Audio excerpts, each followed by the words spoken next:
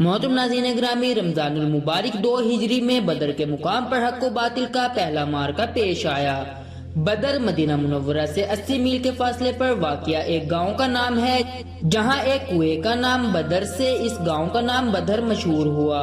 غزوہ بدر میں لشکر اسلام کی تعداد 313 تھی، جس کے پاس 70 اونٹ اور 3 گھوڑے تھے، جبکہ کفار کی تعداد 1000 کے قریب تھی اور ان کے پاس جنگی ساز و سامان بھی وافر موجود تھا۔ بدر کا معرکہ اصل میں مہاجرین مکہ کے لیے سخت آزمائش تھی، کیونکہ ان کے باپ، بھائی، اولاد اور عزیز و اقارب ان مقابلے میں تھے، لیکن ان مجاہدین نے اپنی خونی رشتوں کی بجائے اپنے دین اور مذہب اسلام کو ترجیح دی اور ان کے مقابلے میں صف آرا ہوئے۔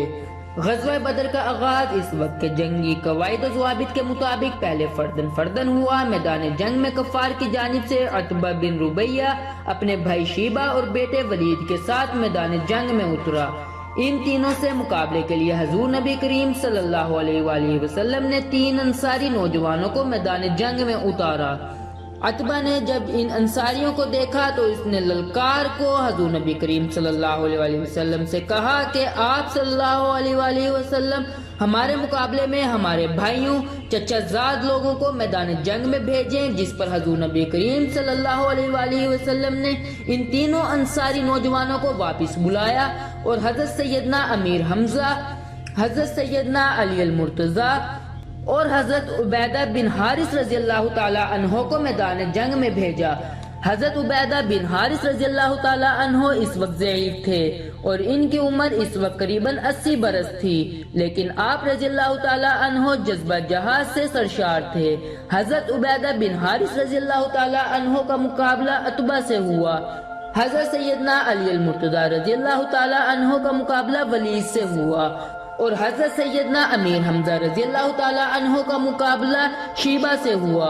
حضرت سیدنا امیر حمزہ رضی اللہ تعالی عنہ اور حضرت سیدنا علی المرتضی رضی اللہ تعالی عنہ نے ایک ہی وار میں اپنے مد مقابل کی گردنیں اڑا دی۔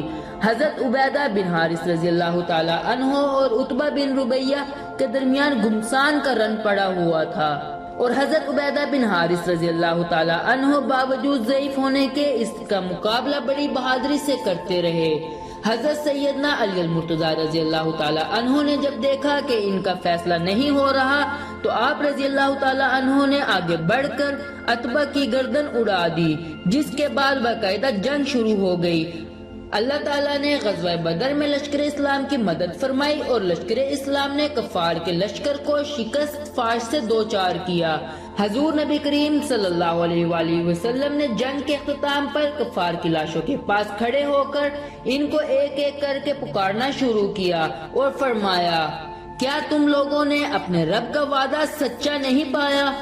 ہم نے تو اپنے رب کے وعدے کو بالکل ٹھیک اور سچ پایا ہے۔ تو محترم ناظرین گرامی، آج کی اس ویڈیو میں صرف اتنا ہی۔ امید کرتے ہیں آج کی ویڈیو آپ کو ضرور پسند آئی ہوگی۔